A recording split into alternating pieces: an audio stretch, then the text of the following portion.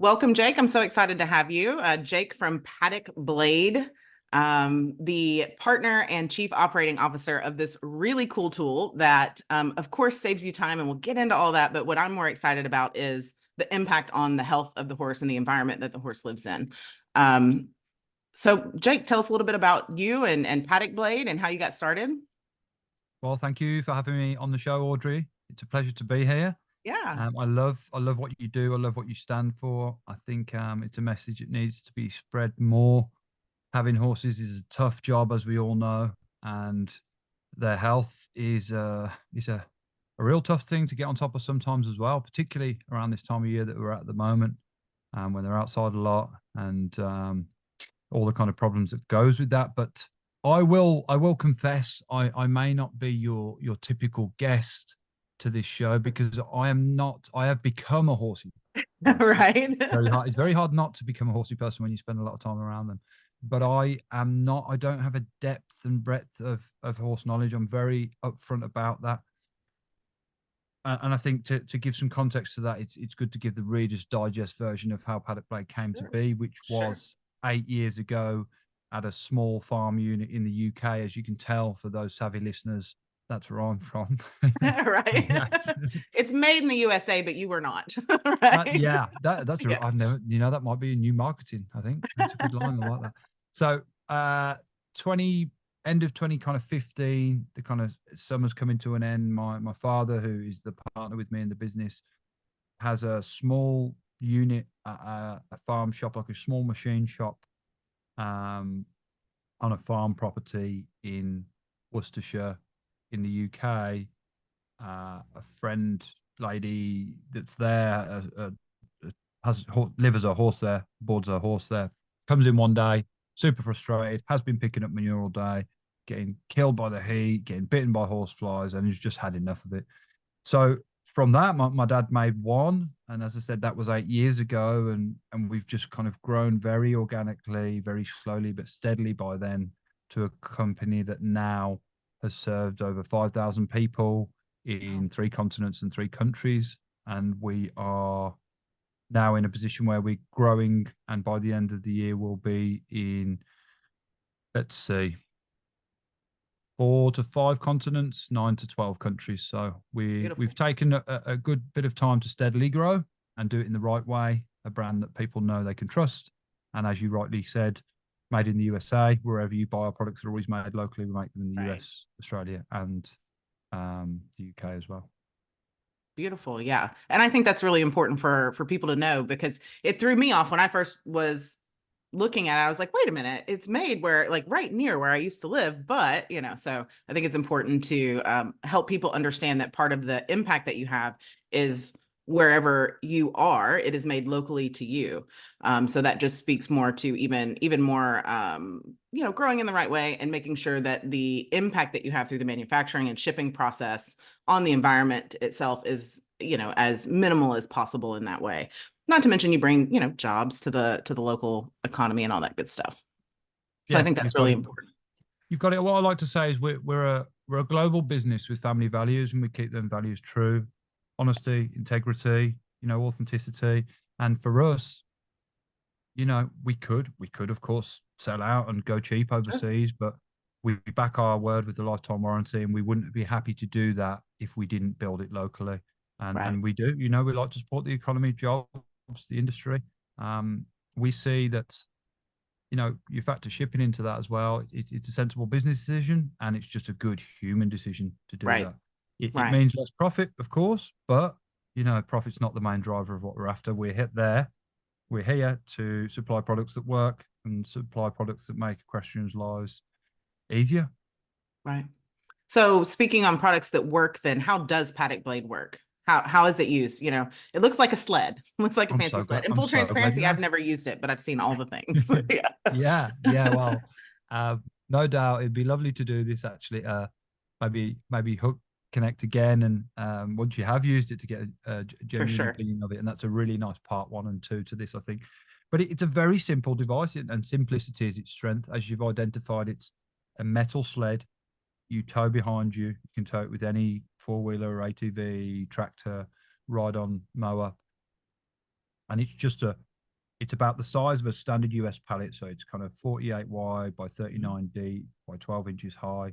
So it can contain 3.5 wheelbarrows. And you just very simply, as quick as you can get it out the packaging and hook it up, it's ready to go. You tow it behind you through your pasture and it scoops up everything in its path. Primarily, it is for manure. A Hmm. lot of people use them as a rock picker as well. I saw that. I saw people Yeah, like picking rocks and bricks and yeah. things with it out of the pasture. Reduces hoof bruising, and then we've had some pretty out the box methods that sorry applications people have used over the years. Vineyards, picking up fruit and picking up rubbish. Hmm. Um, some people use them for sports clubs as well, and we've even had people use them for at zoos for giraffes and all Interesting. kinds of. That's cool. It's not fussy, right? It just picks up anything in its path. Right. It's Right. not a magic pill. Not a it's a one size suits many product, not a one size suits all. It Right. has some limitations, and those are kind of sand. It won't work well on sand. Pasture, it works seamlessly on. Dry lots, it varies on that top layer and how fine that is. If it's kind of Hmm. sandy loam or it's fine topsoil, it will have a habit of picking a lot of that stuff up too. So yeah, we're very honest and upfront about that. It's not going to work for absolutely everyone, but it will work for you if you've got pasture, and it doesn't always need to be super flat. Even on bumpy, undulating, hilly ground, it will pick up about 85 to 90% of what's on the surface. Anything Nice. it misses, it'll spread behind, lets the birds and the sun do their job. Right. And so that was what I was going to ask you guys. You know, obviously your dad put a lot of thought into designing and engineering this product to work the way it does. Do you guys have a lot of knowledge on the impact that you have as far as the environmental impact, right? You know, horse manure prevents good green pasture from growing because it's so dense a lot of the times, especially after it's rained on. Do you guys know how that compares to like dragging a field or harrowing, some people call it, where you just drag and spread the manure out? How does that compare for pasture health for you for paddock blade? Yeah, it's a fantastic question, and it's particularly in the US where a lot of people do harrow and they're happy to Mhm. spread instead of collect, and it's been working for them for years. And we're never here to tell people that they're doing something wrong. We're just Sure. here to go, hey, there is a different way, and you may find that that does improve your pasture quality. It does improve your disease prevention. It does give a happier, healthier environment for the horse.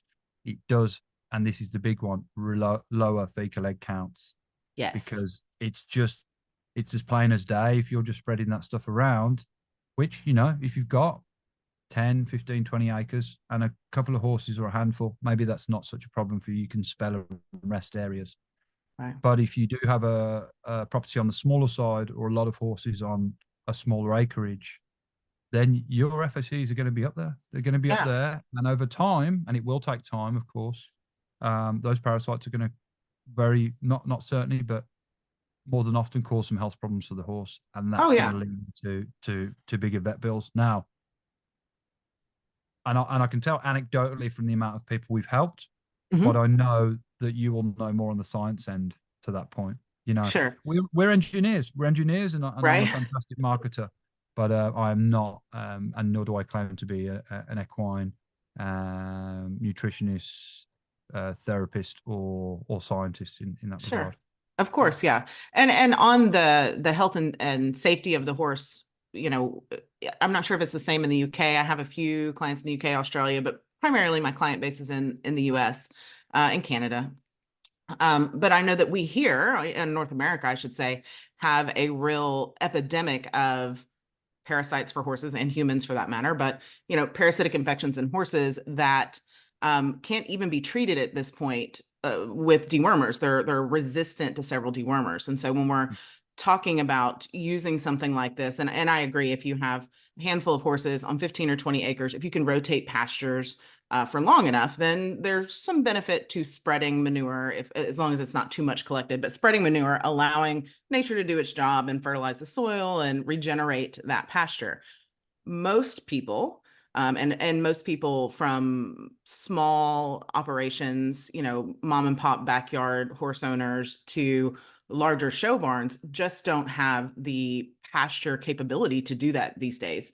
It's not uncommon. I can go down the street to a place that raises thoroughbreds for racing, they've got 60 stalls on about 5 acres, right? So they're not doing the right, they don't have enough land to do that kind of regenerative pasture management in that way. So they are manually, and you can drive by and see them manually scooping, manure on a daily basis, and probably still not doing enough to manage those parasites. And then once you get that parasitic load, well, even before that, you have the terrain of the horse and the terrain of the environment that they're in. Both of them have to be on par, and we have this whole shift and movement away from chemical dewormers, which I love. I think they have their place, but if you can maintain the health of your horse internally and the health of their environment, then you can use them less frequently or not at all, and see that demonstrated in egg counts. Anytime I have a client come to me and say, man, I've tried all these herbal wormer products, my fecal egg counts are still high. What am I doing wrong? 95% of the time, it's pasture management. They're just not managing their pasture, the manure collection in their pasture. But with the move towards, horses in much smaller environments, and I just did the same thing. I moved from North Texas, South Texas, went from a whole lot of acres to about 15 acres. And so, pasture management is kind of at the top of our deal. What size, is there a size limitation, I guess is what I'm asking, on what paddock blade is useful for? That's a fantastic question. We've sold them to people with hundreds of acres, particularly out in Australia, where there's, Sure. it's roughly give or take size of the US, but a lot less people. There's more people in California alone than there is in the whole of Australia.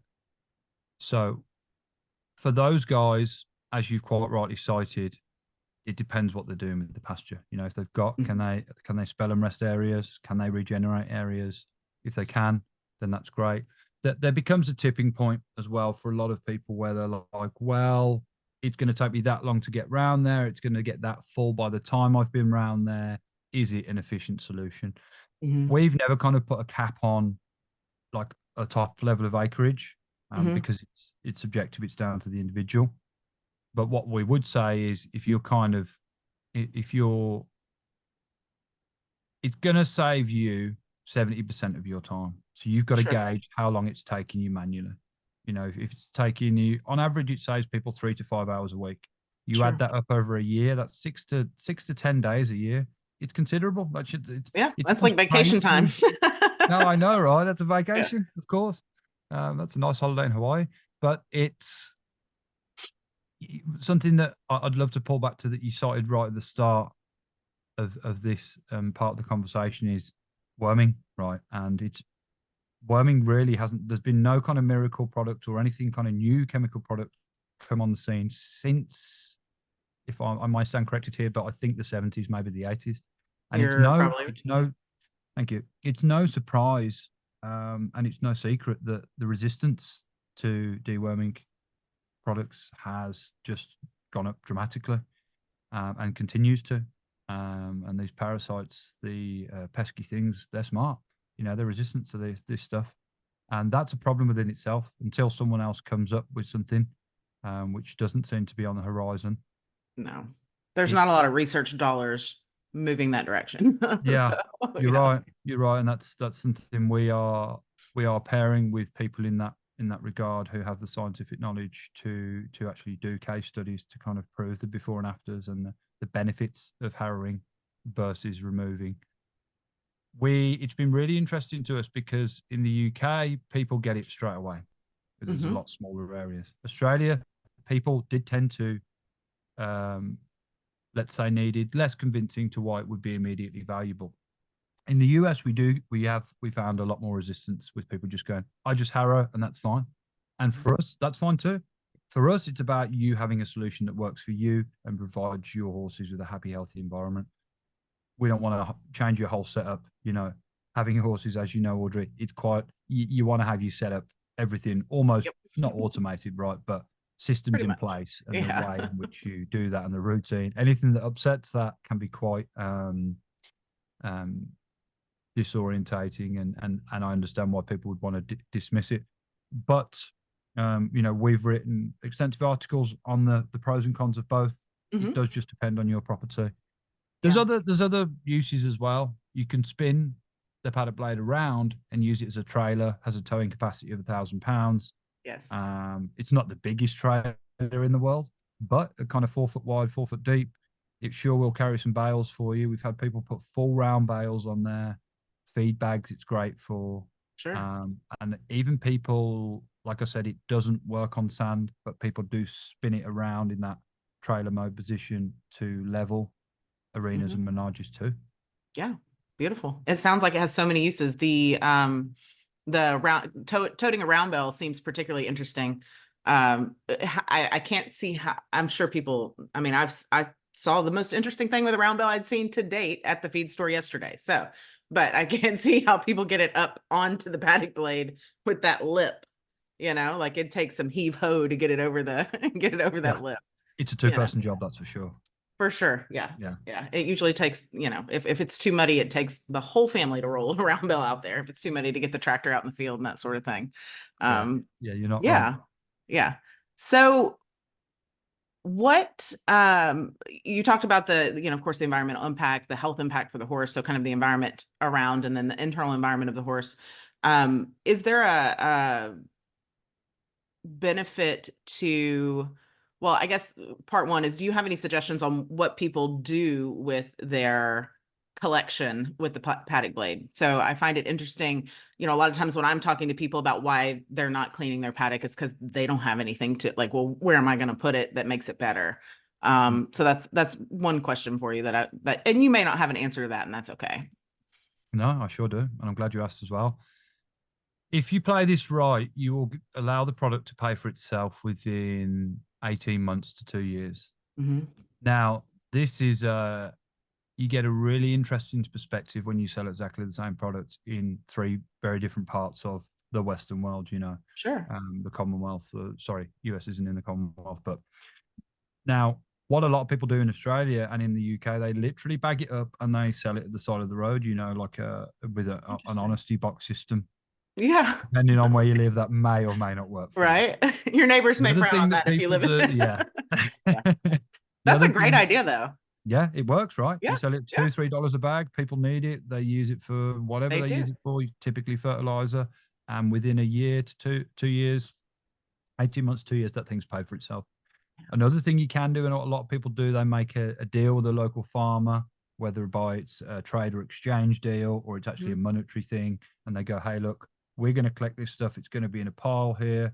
Can you come through and collect it once a month for us? And the farmers will use it. They'll mix it with their cow manure and use it Mhm. in their spreaders on their pasture. So there's that as well.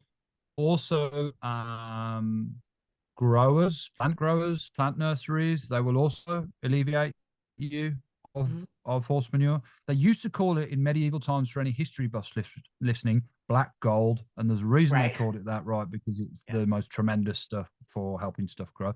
You could always Yes. collect it and spread it at your own place if you're growing and planting stuff as well.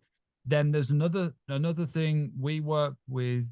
If anyone's wanting to kind of see more videos of our products in action, you will see them on our social medias. It's just Paddock Blade, very simple. But the best place probably to see it on a variety of terrains is going to be YouTube, and you will come Mhm. across a video with a lady called Michelle Mercier, who we filmed a video at her place in Reddick, Florida last year. Mhm. Now, she had a boarding, training, breeding facility, about 30 to 40 equines there, Mhm. and it was it was a real thing that they needed to keep on top of, because they were kind of, let's say, quarter acre, maybe half acre blocks that they were all in.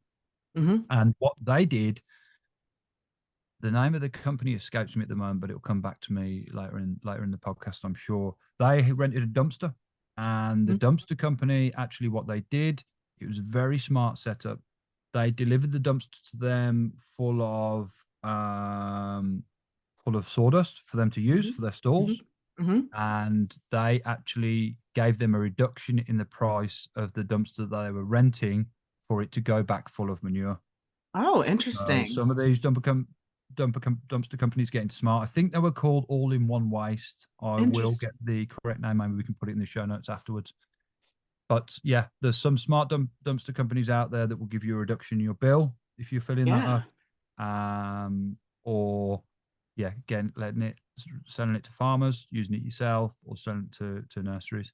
Sitting it, letting it sit there and rot is not optimum. We're doing this. A big part Right. of this is to reduce flies. So you're Right. just going to end up with the flies somewhere else. Right, exactly. Near your neighbor's fence. No, I'm kidding. Yeah, that sounds better.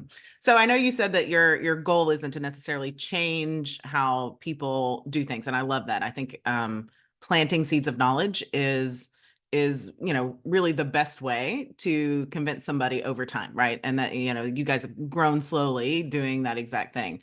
One of the reasons why I reached out to you is because everyone puts the good testimonials on their website, which y'all's are phenomenal. But you can go on your social media and y'all's testimonials and your attention to customer service is outstanding. Is there anything else that you would want people to know about Paddock Blade, about your company, about, you and your dad, however that may be? Yeah. Um, I'm kind of a plumber by trade is actually what I am, but an entrepreneur Oh, by cool. choice. And that Sure. started for me on the playground selling, you know, Mars bars and candy to the other kids. So it's like it's always been there in my heart. And when my dad made this and it started taking off, I was actually in Australia at the time for 7 years. Um, and he said, "Why don't you give it a go there?" And it took off from there. And we launched in America last year, and it's just absolutely flew. So and it was at that time when I kind of pulled away from plumbing and leaned into this full time. And I think that it's it's a thing I continue. As I said earlier, we're a small family company, but um, with a global presence, but we keep those small company values, right? So honesty, authenticity, integrity. And another thing that we do is we don't just please our customers, we aim to amaze them with exceptional customer service before, during, and long after they've purchased. Because in a world where everyone's buying stuff online all the time and you just get that cookie cutter email a week after you've purchased, thanks for your purchase. Can we have a review? Where we tend to do it, we do a lot more than that. It's a lot more of a one-on-one service with us. It's an investment at the end of the day. It's a $1,500 product. It's not a cheap product. It's a considerable purchase. It's one that a lot of people are going to speak about with their significant others, their business partners, the other people that are at their property, and we know that, we respect that. We do make it easier for people to purchase by having a range of financing options. Some of them are no or very low interest. Right. So, but one thing you guys should know about us is that we have a full suite of products that are going to be released to the market very soon, and they are all going to be along the same lines of time and effort saving for the Beautiful. equestrian. So keep an eye on us, because if you Very like the exciting. Paddock Blade, which was Yeah. our flagship product and has been for the past 8 years, we've made sense to grow steadily and slowly but strongly. Yeah. And if you like what we're already doing, then you're going to love what we've got for you. Awesome. I can't wait to see what else you guys are coming out with. Are they designed by your dad? Yeah, everything Awesome. is That's so designed cool. by us in house, which My enables dad's an us to. engineer, so There you go. Then yeah, it's no so wonder cool. that we're both here today at all, is it? Yeah. Yeah. And for that reason, because everything's done in house, we can do customized things and customized jobs for people. Um, yeah, and we do that as well if people want to like a more of a custom job, their own logo on something. Very cool. And I haven't mentioned, of course, the algorithm is very, very smart. So when you start nosing around with Paddock Blade, you're going to be shown other products that Mhm. are lower in price. Yeah, But just knowing and understanding what's gone into y'all's business, what the values that you stand for, hopefully people understand that the clear choice here for this instrument is Paddock Blade and not something else. And you can actually see a comparison. I think it was on your website of, yeah, like side by side, why you would choose Paddock Blade. But I think for at least my clients, the people that I deal with in the horse industry, luckily enough that they see the value in the kind of values that you guys have, with that family owned business and your environmental care and all the things that you guys are doing to not just go out there and, flood the market and rake in all the cash and then leave. Right. So right. I think that's really cool. Yeah. Yeah, I think what do they say? Imitation is the best form of flattery, and we've been doing this a long time, and we've seen a lot of these copycats pop up. They Yeah. come, they go, they don't last, but they're all trying to make a fast buck. And none of them are made locally. So, but we're not. Look, everyone's, of course, everyone has a fair shot at business, and so Sure. they should. And I'm not here to tear anyone else's building down. We just focus Sure. on building ours higher. Yeah, absolutely. And I agree with that as well. Mhm. Awesome. Well, is there any last words? We're going to share all the links for Paddock Blade. For Jake has his own podcast, which is super cool and inspirational. So I'll put the links there for Which that. Audrey's going to come on. Yes, I'm going to come. I'm Yeah. going to come talk about, I think, not horse things, it sounds like, which is a little bit like, oh, but How do you think I felt before the podcast? I'm just an honest guy, right? So I don't yeah. BS at all. If I don't know something, I don't know. I'll find it out. But yeah. I guess the only other thing I'd say is thank you. Thank you for Yeah. giving me your time and your energy today. I love your show. I've learned a lot in myself through listening to some of your shows, and Yeah. there's actually some really interesting things we can talk about along some of the subjects we talk about with our future products we've got coming. A lot of them are going to be along the kind of horse therapy lines and making that easier. Oh, that's So cool. yeah, look I out, love a guys, gadget, because so I'm excited. So, yeah, look out, guys, because Audrey is definitely going to be coming on my yeah. podcast. Hunger for the Hustle, it's called. You can check that out. But in the meantime, you can just a quick Google search of Paddock Blade. You will find us everywhere. We're Yep. pretty hard to miss. It's real easy, paddockblade.com. So y'all definitely check it out. I'll link it in Yeah. the show notes, all that good stuff. So Jake, One, thank you so much. Oh, go ahead. sorry, guys. I know you're about to close out. There's one thing I would like to say. If you are watching this and you have doubts about whether it will work on your property, just flick us an email, give us a call. Both of those details are on our website. It will usually be me who you speak to, and we're more than happy to run through that to make sure it's right for you before you go ahead. Absolutely. And I'll speak from experience. I sent an email and got a response, I think on a Sunday, and I'm not promising weekend responses for all clients and customers around the world, but Yeah. I was very impressed with the speed at which I was responded to. And, like I said, if you go to their Facebook pages, you can just see over and over and over again that, every question is answered in the most mindful way. It speaks volumes about what you guys have created here. Thank you, So Audrey. I appreciate that. yeah, awesome. Well, Jake, thank you so much for joining us. Guys, go to paddockblade.com, check out the show notes, make sure that you click on all the links and things, subscribe to the podcast that Jake does as well, and we will see you next time. Thank you, Audrey. Take care, guys. Thank you.